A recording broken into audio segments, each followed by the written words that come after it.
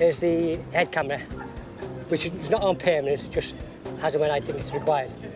If I choose or need to issue a fixed penalty, I've now got evidence of the person dropping that litter. Commercial waste is subject to landfill tax at £14 per tonne, which is one of the reasons fly tipping is a countrywide social problem. Here in Lewisham, one of the most popular materials to be tipped is tyres. This unsightly collection has been dumped overnight and reported this morning. Now a clean team arrives, led by Filth fighter Scott. Not the mildest of winters we've experienced, is it? Global warming. Well, there is one way to keep warm. Right, we ready to start throwing these on? Unscrupulous traders are saving themselves thousands of pounds by dumping here. This isn't rare at all. It's probably maybe 2-3 times a week around here. Same amount of tyres every few days. But why do they do it here? Basically all it is something like this is out the way, kick the gate, drive in, tip, drive out. Yeah, but as I say, keeps us in work, keeps you fit. Then it's got. Oh. Yeah, you know, tyres, especially with snow on them, they're heavy. Scott isn't surprised by the morning's haul. Well, tyres are expensive to get rid of, so it's easier for people to dump them here for nothing and get us to take them away. So that's half the problem. A large amount of tipping is committed by people who simply can't be bothered to take their rubbish to the local tip. But it seems whoever did this knew what they were doing. Well, there's no evidence here, so basically, no chance. While the traders go on fly tipping, the taxpayer goes on paying. You just have to clear it. Otherwise the kids will set them alight and wallop. At the end of the day, it's a job, you know, and we all have to do something. You know, kids have to feed. You know, we all need some money, so it's a good job. Keeps you healthy. Get used to it. That's gonna be it, isn't it?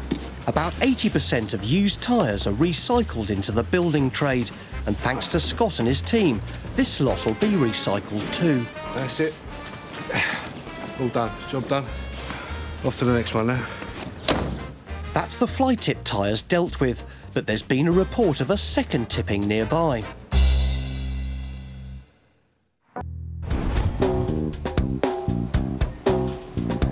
Tommy Loftus is the pride of Preston, a litter picker who goes above and beyond the call of duty. Nobody is better equipped than Tommy for the job he does. Two-way radio for keeping in contact with my team. Here, I carry a still camera for taking photographs of fly tipping and other things which I think should be brought to the authorities. Here is a little toolkit. Any damage to any of the locks on the bins, I can sort it out normally there and then. A knife for cutting down fly posters. Also, a set of scales for weighing bags. No bag that's been put out by the office. Any office or business should weigh more than 10 kilograms. And in this one here, more tools, plus the paperwork for issuing fixed penalty notices. Of course, we've got the main thing is the head camera, which is not on permanent, just as and when I think it's required. If I choose or need to issue a fixed penalty, I've now got evidence of the person dropping that litter. Tommy approaches his job in the same way he approached his former career. When you're a soldier, you have to take everything with you because you can't go back with it. And that's where it's all come from. You've got to have your knife and fork, make sure you got that, your mess tins for eating, you know. But you carry your ammunition, you carry your first aid kit, you carry your waterproofs, you know, you carry a rifle cleaning kits, you know. Most cases you go in battle, you can't go back with it. And that's led on to me the way I am now. Tom. Yeah, Steve. Sometimes for Tommy it feels like he's still at war, especially when he gets a call like this.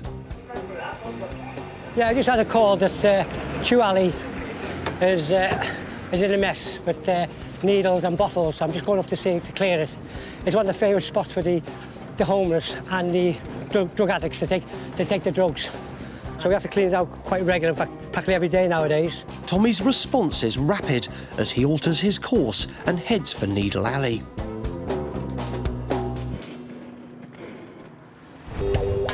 In Lewisham, the clean-up team are responding to another report of fly tipping. They're on the front line of filth fighting, and for Scott, it can be a thankless task. When I first started here, I couldn't believe some of the things or the way people were dumping, the way people look at us as well doing this job. They tend to look down their noses at us for doing the job we do. But if it wasn't for us doing the job we do, could you imagine the state of imagine the state of the place then? You know what I mean? Without Scott and filth fighters like him, the place might look like this filthy scene in a Lewisham back street. Yes, it's another job for Scott and the lads. Right, just on our way to look at this fly tip. Gonna have a look, see what people have left here for us. Yeah, you can see, nice sofa, mattress, other assorted bits of furniture. This dead-end road has been carefully chosen by the fly tippers. This time, they've dumped the contents of a house. Right, guys? Yes, boss. See, it's brightened up for you now, Steve. Another one for the day. Rain, snow or shine, for these lads, it's a life of grime.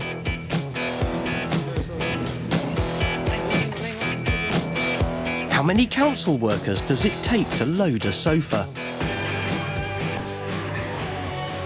2? No, 3 apparently.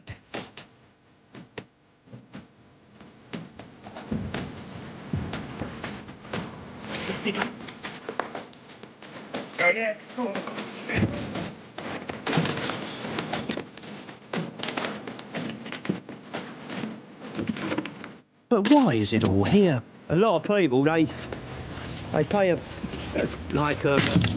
company for house clearances. So they get the money. And fortunately, it's what they do. Instead of tipping it and spending money, tip it on the streets. This down to us. Not so much buy one, get one free. More fly one, get a load for free. That's it, another job done. Another job done.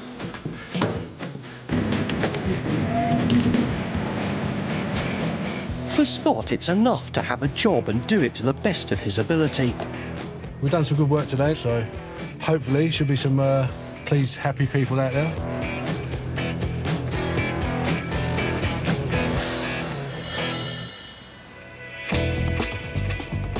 Back in Preston, Tommy Loftus has been called to a filthy alley.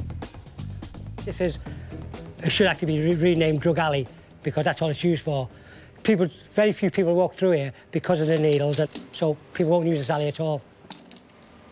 Not only is this job dirty, it's also dangerous. Why would Tommy do it? When I came out of the army, I couldn't have a job inside. I applied for this job, street cleansing department, 3 times. I was turned down. He said I was over-skilled or overqualified for the job. But I persevered, and after 3 years, I eventually got into the job. And I never looked back since. I've been here 7 years, and I enjoy every minute of it. Tommy heads off to another notorious drug user's haunt. Just down there, up to two weeks ago, that was all bushy. And at one point, about 5 weeks ago, I picked up 60 needles. He'd stick the needle in between a fork, you know, so it's pointing towards you. So if you were watching, you would walk into it. But Tommy has faced worse than the toxic tactics of Preston drug addicts. There was one time, say, when I was in the army, I was attacked by an alligator. What it was, we'd been patrolling through the jungle and we came to a stream, so we decided to fill our water cans up. And just as I went to fill my water can up, a friend of mine was behind me. He spotted the eyes of the alligator, and just as he pulled me back, his mouth opened, nearly had my head, and my helmet as well. I was also, when I was in the desert, a scorpion in my sleeping bag, bit me big toe, bitten by a spider in South America. You know, it's all part of the job. I'm not the only one. Lots of people get injured and bit by different things, rashes, you know, all kinds of things. Litter everywhere, and not a spot unpicked, thanks to Tommy Loftus. Like I said, I really enjoy it. I've been here 7 years now. and you wouldn't think that the jobs I've already done that I'd want to push it by, but really enjoy it. Brilliant job.